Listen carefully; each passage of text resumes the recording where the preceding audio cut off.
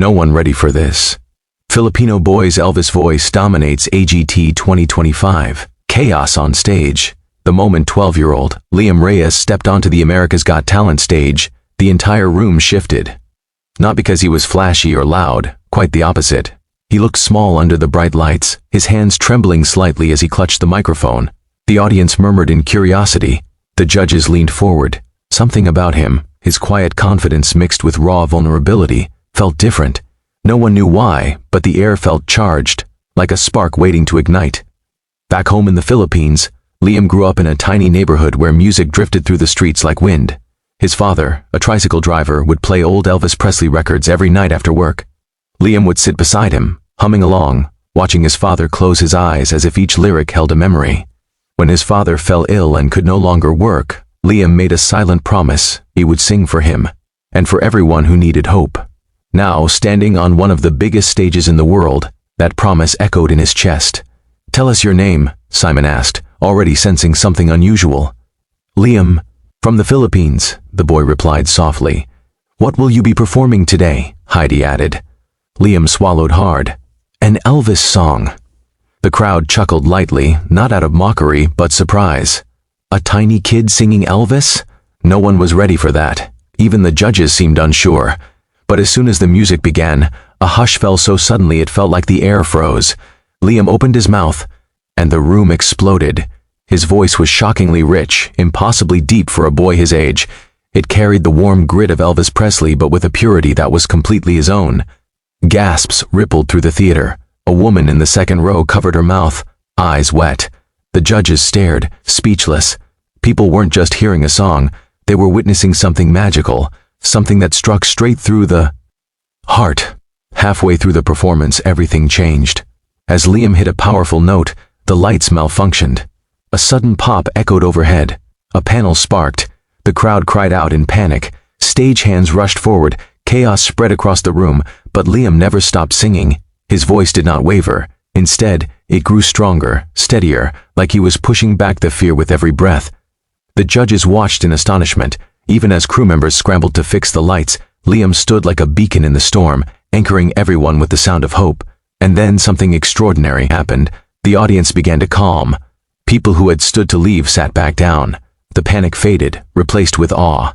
Liam's voice held them, guided them, until the chaos slowly melted away. When the final note faded, the entire theater stood as one. A roar of applause thundered through the room. Strangers hugged each other. Even Simon Cowell, who rarely showed emotion, blinked hard and looked away for a moment before turning back to Liam. But before the judges could speak, Liam did something unexpected. He stepped forward, voice shaky now but sincere. I want to dedicate that song to my dad," he said. "He worked so hard his whole life, and now he's sick. I wanted to do something that would make him proud, and maybe help him get better." The room softened instantly. Every person felt the truth of his words. This wasn't just a talented boy showing off. This was a son fighting for someone he loved. Then, from the corner of the stage, a producer whispered something urgently into Terry Cruz's ear. Terry's eyes widened. He grabbed the mic. "Liam," he said gently, "your father, he's watching from the hospital, and he just sent us a message." The big screen lit up. There was Liam's father, weak but smiling, tubes by his bedside. His voice cracked as he spoke. "Son, you gave me strength today, more than any medicine." Liam covered his mouth, tears spilling instantly. The audience wept. With him, even the judges were visibly shaken.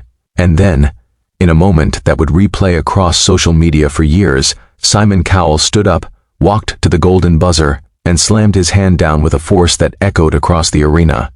Golden confetti burst into the air like a shower of blessings.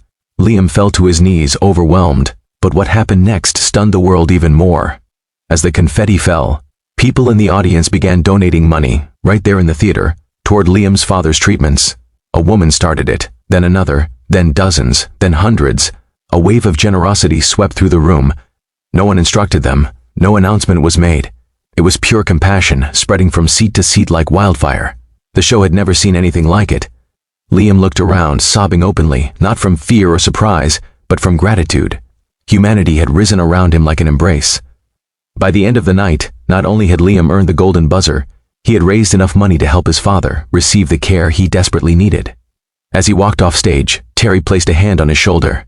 "You didn't just dominate AGT," he said softly. "You reminded the world what kindness can do." And that's how a trembling boy from a small Filipino neighborhood turned a chaotic moment into a global symbol of hope. Not because he sounded like Elvis, but because he sang from a place deeper than talent, from love. In the end, the world wasn't ready for Liam Reyes, but the world needed him.